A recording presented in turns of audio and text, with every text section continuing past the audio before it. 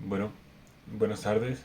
Eh, Hoy venimos a exponer los principios de la economía del capítulo 30 del libro de George Monbiot, el cual se basará en el crecimiento del dinero y la inflación, junto a mis compañeros Sandra Huertas, David Fernando Grande y yo, William Rubio. Gracias. Bueno, a modo de introducción, se hablará del crecimiento del dinero y la inflación, de cómo a través del tiempo el dinero pierde valor, de cómo las cosas se ven afectadas por esto, o sea, se ven mucho más caras de lo que eran, como nos hablan en el ejemplo del libro, que eran hablan de unos conos de helado que al inicio eran mucho más baratos de como valen hoy en día. También veremos como la percepción y el impacto de la inflación. Esto se ve por medio de los indicadores del IPC, que es el índice de precios al consumidor, el deflactor del PIB y otros indicadores.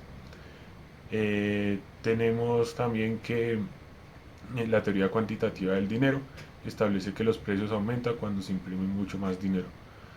Y como tal, en la introducción del libro nos habla de la década de 1970, en la que la inflación fue vista como uno de los principales problemas en Estados Unidos.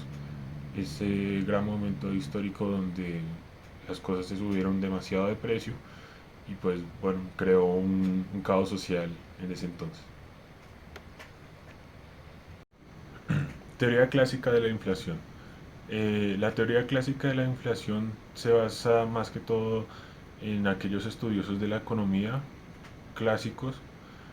Son bastantes, pero sin embargo yo lo resumí como en dos teorías que se centra el capítulo, siendo estas la definición keynesiana y la definición de Milton Friedman.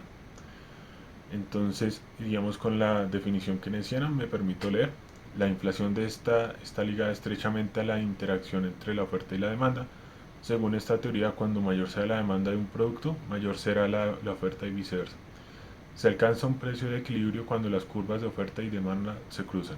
Sin embargo, la demanda es dinámica y fluctúa alrededor del precio de equilibrio. Cuando la demanda supera la oferta, los precios aumentan y se produce inflación, mientras que si la oferta es menor, se produce deflación. Bien, como esto lo veíamos en clase, imaginémonos que estamos en un desierto y alguien nos ofrece agua. Entonces, pues, según con quienes estemos, esa agua es muy valiosa porque, digamos, es un recurso que no se ve comúnmente allá. Al contrario de, digamos, la arena, que la arena es, hablándolo así, es como un mundo de arena, entonces nadie quiere dicha arena. Entonces, por esa agua muchos van a estar ofertando, muchos van a decir, no, pues yo le doy 10.000 pesos y otro va a ofertar como 12.000 y así porque es algo muy valioso, algo que todos quieren. Por otro lado, tenemos la definición de Milton Friedman, que es la inflación es un impuesto sin legislación.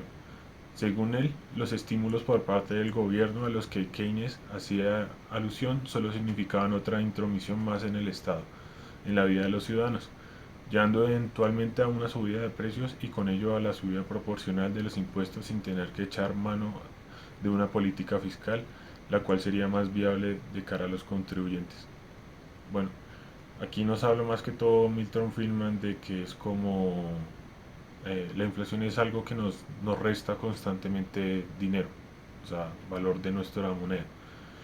De él también vemos como la teoría del helicóptero, que al inicio está esa imagen, que es como un señor botando billetes así de un helicóptero, y es básicamente eso, o sea, nosotros tenemos que la Fed, el organismo en Estados Unidos que controla eso, imprime cada vez más dinero para pues saldar como la deuda que ellos tienen o como esa demanda que pide la gente de dinero. Pero pues al hacer eso, al imprimir muchos más billetes, también crea inflación porque digamos el dinero se vuelve común para todos o aumenta la cantidad que tienen todos. Entonces los precios de las cosas suben en ese entonces o cuando ocurra. Entonces vemos que como el señor Milton Friedman da billetes a todos, entonces todos son felices, pero después se dan cuenta que pues esa felicidad es momentánea, ya que todo se pone más caro después. Seguimos con el nivel de precios y el valor del dinero. Tenemos que el valor del dinero, como hablaba antes, la inflación no se trata tanto del aumento en el valor de los bienes, sino más bien sobre la disminución del valor del dinero. Como bien decía, pues al haber mucho más billetes, pues pierde esa capacidad de adquisición. O sea, el dinero se vuelve algo común, entre comillas. Sé que es como complicado entenderlo, pero es así, porque uno diría, bueno, pues como es común el dinero, pues todos tienen en sus posibilidades tener dinero, ¿no? Pero es así, digamos, cada vez que se imprime más dinero, eh, las cosas por ende tienen que subir. Es como digamos acá en Colombia, cada vez que sube el salario mínimo las cosas suben, porque todo es más costoso. Las empresas tienen que pagar mucho más sueldo a sus empleados y pues se presenta este fenómeno de inflación. Tenemos que también la inflación es un fenómeno a nivel de toda economía, más relacionado con el valor del medio de cambio de la economía que con sus precios individuales. Porque también existiría como esa pregunta, digamos, ¿se vuelve más caro un apartamento, una casa, es porque se amuebló o bueno, el sector donde está se valorizó? Pues muchas veces sí, pero también tengamos en cuenta que el dinero a medida del tiempo va perdiendo el valor. Digamos, comparemos como en la época de los 2000, 2004, que yo pues me acuerdo cuando mis papás hablaban de tener 1 millón de pesos y eso era como, uff, es muchísima plata. Pero hoy por hoy, 2024, pues ya 1 millón de pesos es básicamente prácticamente nada. Porque un salario mínimo es superior a 1 millón de pesos en este momento. Y bueno, esto nos lleva a los precios también. A nivel general de precios se puede ver como el precio de una canasta de bienes y servicios, pero pues también como una medida de valor de dinero. Entonces, bueno, ¿de dónde sacamos la medida de los precios? Pues la canasta de familiar, ¿no? Pero también nos podemos guiar por el valor del dinero. ¿Cuánto de estos billetes me vale tener esa canasta familiar? Entonces esa medida también la podemos usar y creo que es más viable ir por ahí, porque digamos, si solo nos fijamos en la canasta de los bienes, no es tan exacto como sería como yo pago esto por tanto. ¿Mm? Entonces el libro nos expresa prácticamente como matemáticamente. Entonces dice que el nivel de P es la cantidad de dinero necesaria para comprar una canasta de bienes y servicios, mientras que el valor del dinero es 1/P, que es la cantidad de bienes y servicios que se puede comprar por $1. Entonces, a medida de que sube P, eh, el poder adquisitivo pues disminuye, porque digamos, si 2P ya no lo puedo comprar, entonces serían $2, y así iba subiendo, $2, $3, 3 4 hasta, bueno, hasta donde llegue, básicamente. Bien, seguimos con la oferta de dinero, demanda de dinero y el equilibrio monetario. Como bien hablábamos antes, el valor de dinero se determina por la oferta y la demanda, de manera similar a la determinación del precio de otros bienes, según quienes, Keynes. Bueno, la oferta de dinero está influenciada por las acciones de la Reserva Federal, o sea, la Fed, y el sistema bancario. Y la demanda de dinero depende de varios factores, incluyendo la confianza en métodos de pagos alternativos y la tasa de interés ofrecidas en otros activos financieros. Entonces, como bien decíamos, si hay demanda, hay gente que compre y viceversa, ¿no? Si no hay demanda, pues gente no comprará. Entonces, pues el dinero es un activo demandado, eso, eso nos cabe siempre duda. Pero ¿hasta qué punto es demandado y hasta qué punto nos hará falta tener dinero? ¿Y cuánto dinero circula en el mercado? También es una pregunta supremamente importante. Entonces tenemos que la demanda de dinero. El nivel de los precios influye en la demanda de dinero, ya que los precios más altos se necesita más dinero para realizar transacciones. Entonces vemos como ese fenómeno en el que hay inflación y bueno, alguien tiene ahorros en su banco, bueno, CDTs, cosas por el estilo, pero ve que todo está tan caro que comienza a sacar dinero del banco. Saca dinero del banco, comienza a comprar sus cosas y pues bueno, el banco tarde o temprano se va a quedar sin dinero, creando aún más inflación. Entonces tiene que existir ese equilibrio entre el dinero circulante con, pues bueno, los precios y todo lo que se mueve en una economía. Como bien lo dice, a largo plazo el nivel de los precios se ajusta para equilibrar la oferta y la demanda de dinero. En el nivel de los precios de equilibrio, la cantidad de dinero demandada es igual a la cantidad ofrecida por la Fed. Si bien sabemos, en pandemia la Fed imprimió, pues no tengo el valor exacto, pero fue una cantidad increíblemente masiva. Ustedes se pueden dar cuenta si buscan por internet. Y bueno, eso pues a día de hoy crea un problema inflacionario bastante, bastante fuerte, ¿no? Que hasta ahorita momentos vemos también. Vemos que también la Fed, para mitigar ese problema inflacionario, ellos tienen una cosa llamada bonos a deuda, bonos americanos a deuda. Ellos mismos se compran esos bonos como para equilibrar su mercado de alguna otra forma. Ya es un tema bastante complejo que pues tengo idea más o menos, pero no sabría bien cómo decirlo. Pero sí, como tal, la Fed es la que maneja el recurso monetario en Estados Unidos. Ellos deciden como cuánto hay que imprimir y cuánto no. Cuánto suben las tasas de intereses o si siguen normales y cosas así. Entonces tendríamos el equilibrio en el mercado monetario. Entonces se representa como una figura que ilustra la relación entre la oferta y la demanda del dinero, donde la oferta es vertical y la demanda tiene un pendiente negativo. El equilibrio, el valor del dinero y el nivel de precios se ajustan para igualar la cantidad de dinero ofrecida y demandada. Entonces vemos aquí en el gráfico cómo la oferta de dinero es pues, totalmente vertical, o sea, constante. Es lo que determinaría la Fed en ese entonces. Y la demanda es una curva. Entonces, pues tenemos que estas dos se encuentran en cierto punto, como la oferta y la demanda que veíamos. Y el punto en el que se intersecta sería como el equilibrio perfecto entre billetes circulantes en el mercado, los niveles de precios y la demanda requerida por la gente.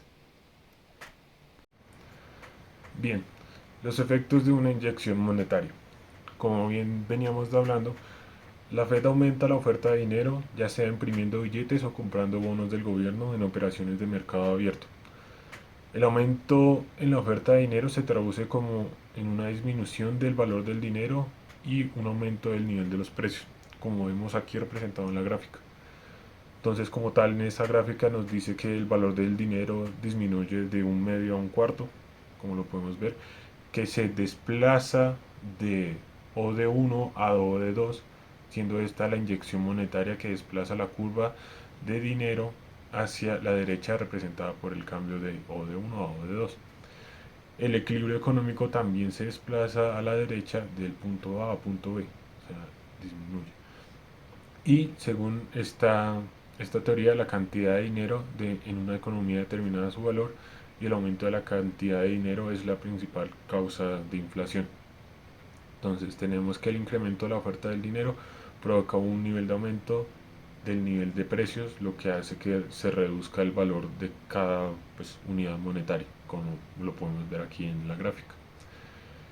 Y bien, como caso real que tenemos en la vida real, en el 2020 la Fed imprimió una cantidad récord de billetes en Estados Unidos debido a la pandemia del COVID-19, en el cual en el 2019 tenía más o menos unos 15.300 millones de billetes circulando, para en 2020 ser esta cifra alcanzada por los 19.100 millones de billetes circulando. O sea, esto quiere decir como un aumento de circulación de dinero un 24%, dadas a la pandemia del coronavirus. Bien, tenemos el vistazo al proceso de ajuste. Yo lo dividí como en 6 puntos para que pues, sea como mucho más ameno y entendible. Entonces tenemos que el primero fue el efecto de una inyección monetaria. La inyección de dinero crea un exceso de oferta de dinero en la economía, ya que las personas tienen más dinero del que desean sus billeteras. Esto también lo podemos ver como los fenómenos de bonos que a veces dan los gobiernos como para comprar alimento o bonos de transporte. La gente tiende como a decir, uff, me sobra el dinero, entonces comienzan a gastar mucho más, lo cual nos lleva a la respuesta de las personas. Ante este exceso de dinero, las personas buscan deshacerse de él comprando bienes, prestando dineros a otros mediante bonos, depósitos bancarios, lo que aumenta la demanda de bienes y servicios. O sea, la economía circula como tal. Luego tenemos la capacidad de producción de la economía, que la capacidad de la economía para producir bienes y servicios no cambia con la inyección de dinero. Esto, claro, es evidente. O sea, la Fed podría imprimir muchísimos más billetes, pero pues los mercados y comercios van a seguir siendo los mismos, los mercados no aumentan. Y bien, ya que está determinada como los factores de como en el trabajo disponible, el capital físico, el capital humano, los recursos naturales y la tecnología entonces.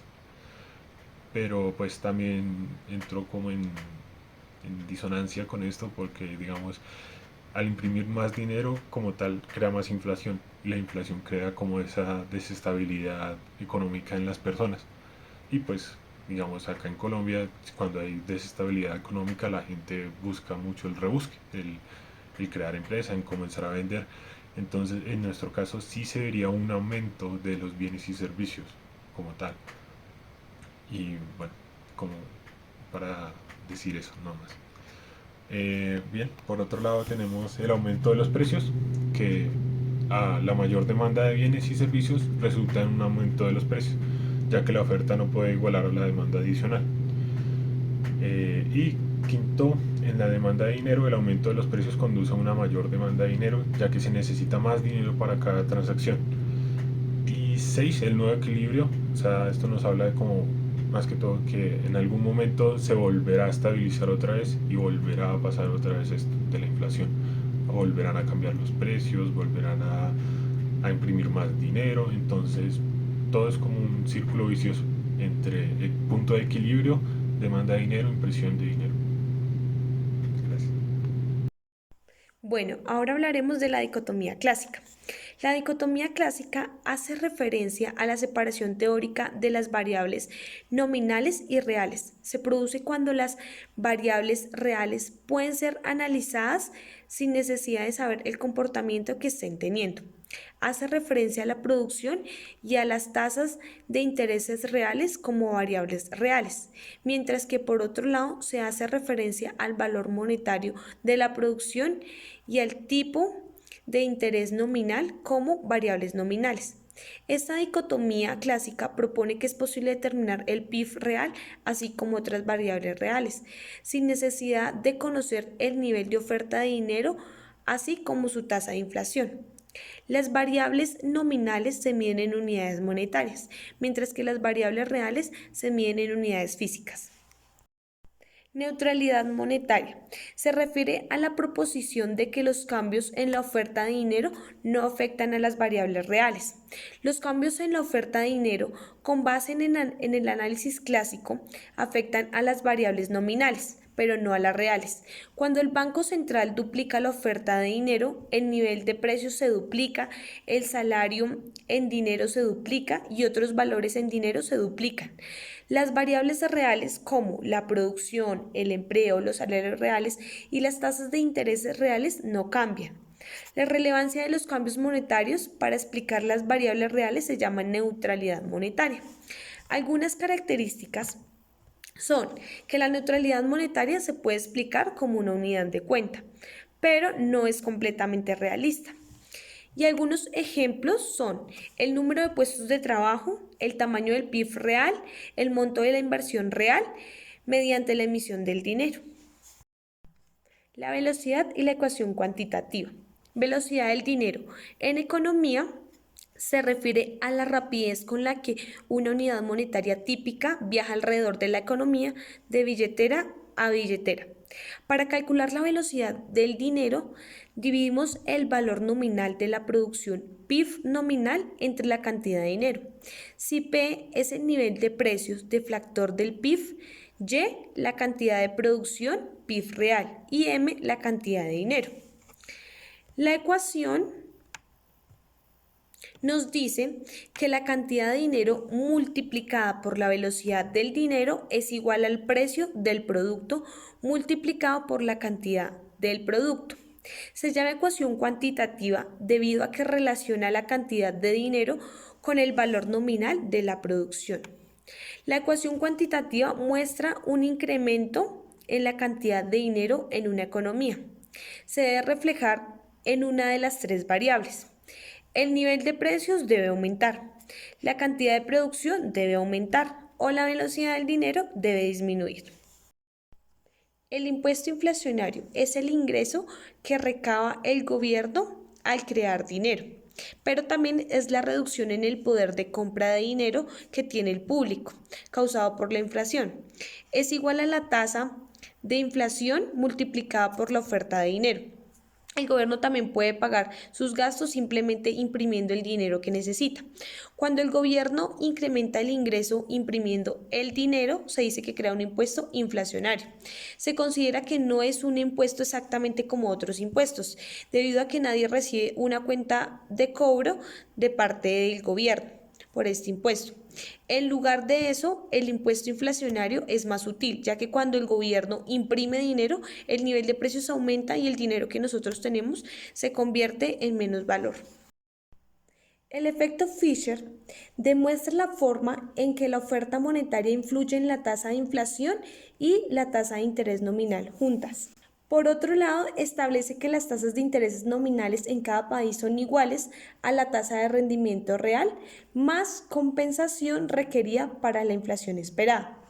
Algunos principios de la teoría de Fisher son la tasa de interés, la inflación y algunos factores que influyen en este efecto son la tasa de interés nominal y la tasa de interés real.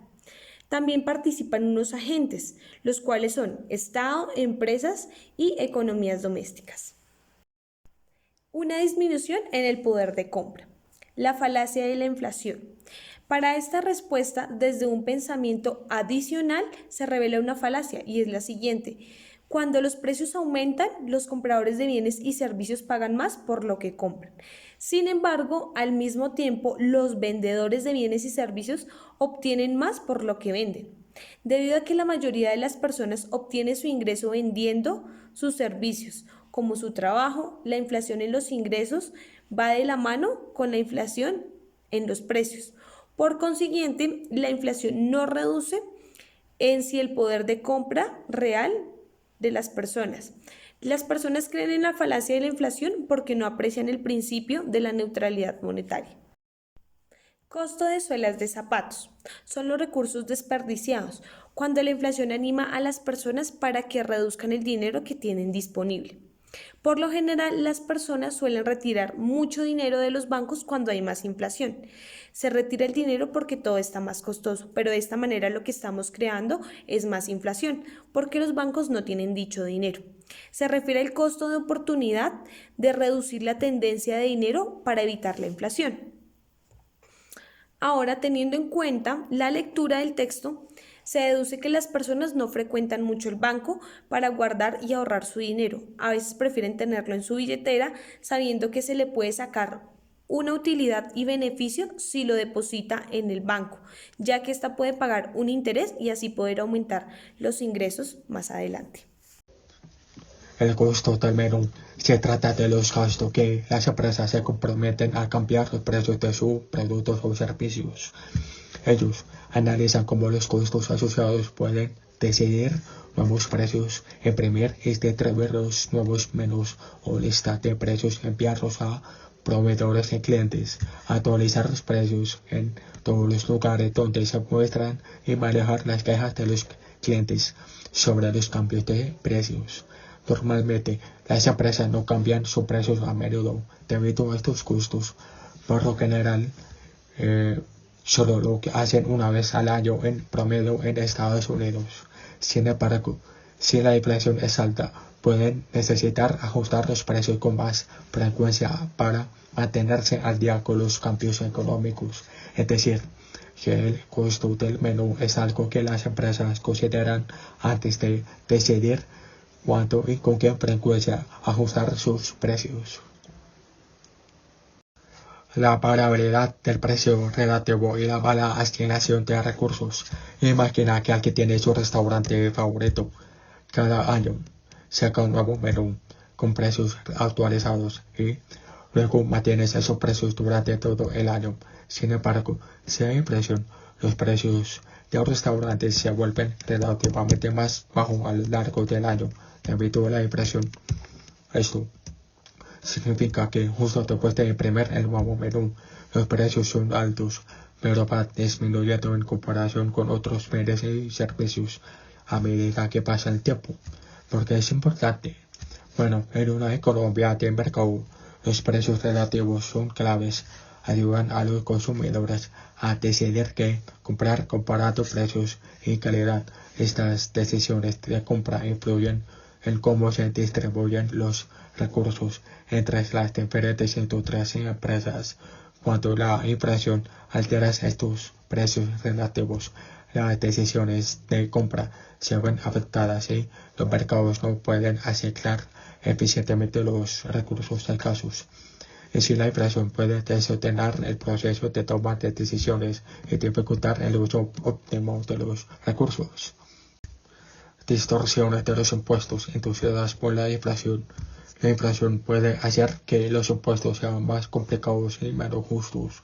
Por ejemplo, cuando vendes algo que has mantenido por mucho tiempo y has ganado dinero con ello, como acciones, la inflación puede hacer que pagues más impuestos de lo que debería. También cuando ganas dinero con intereses bancarios, la inflación puede reducir las ganancias reales después de impuestos. Esto puede hacer que la gente se sienta menos motivada para ahorrar dinero, lo cual es importante para el crecimiento económico a largo plazo. Una solución sería ajustar los impuestos para tener en cuenta la inflación, pero esto haría que el sistema fiscal sea aún más complicado. Es decir, que cuando la inflación puede hacer que los impuestos sean injustos y desmotivar el ahorro, de lo que a su vez afecta el crecimiento económico, aunque sería ideal ajustar los impuestos para tener en cuenta la inflación. Hacerlo podría complicar aún más el sistema fiscal. La confusión y la inconveniencia. Imagina que cada año decimos que una yarda mide 36 pulgadas. Si alguien preguntara cuánto debería medir el próximo año, la respuesta más lógica sería 36 pulgadas otra vez. Cambiar eso solo crearía problemas innecesarios. Este concepto se compara con la inflación, donde el valor del dinero disminuye con el tiempo. La inflación hace que sea difícil medir con precisión los ingresos y ganancias empresariales, porque el valor del dinero cambia. Esto puede confundir a los inversores sobre qué empresas son realmente exitosas y dificultar la toma de decisiones financieras inteligentes. En cuanto la inflación causa confusión y problemas en la economía, al igual que cambiar la longitud de una yarda cada año sería un fastidio. La inflación inesperada causa redistribuciones arbitrarias de riqueza debido a que muchos préstamos están ligados al valor del dinero. Por ejemplo, si Sam toma un préstamo de $20,000, la inflación sube inesperadamente. Puede pagar la deuda con dinero de menor valor, beneficiándose, pero si la inflación baja, la deuda se vuelve más pesada para Sam.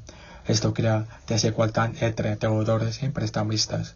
La inflación inesperada beneficia al deudor y perjudica al prestamista, mientras que la depresión hace lo contrario. La incertidumbre sobre la inflación aumenta el riesgo para ambas partes. Además, los países con alta inflación suelen tener una inflación más inestable, lo que aumenta la incertidumbre y los riesgos. Elegir una política de alta inflación conlleva no solo los costos inesperados, sino también estas redistribuciones arbitrarias de riqueza. La inflación es generalmente vista como mala, pero la deflación puede ser aún peor. Mientras algunos economistas como Milton Friedman sugieren que una pequeña y predecible deflación puede ser beneficiosa al reducir las tasas de interés nominales. Existen costos asociados. La deflación puede inducir costos similares a los de la inflación, como los costos de menú y la variabilidad en los precios relativos. Además, la deflación suele ser disruptiva y causar redistribución de la riqueza de los deudores a los acreedores, lo que puede ser perjudicial. Más importante aún, la deflación a menudo señala problemas económicos subyacentes, como una contracción en la demanda de bienes y servicios, lo que puede llevar a una disminución de ingresos y aumento del desempleo.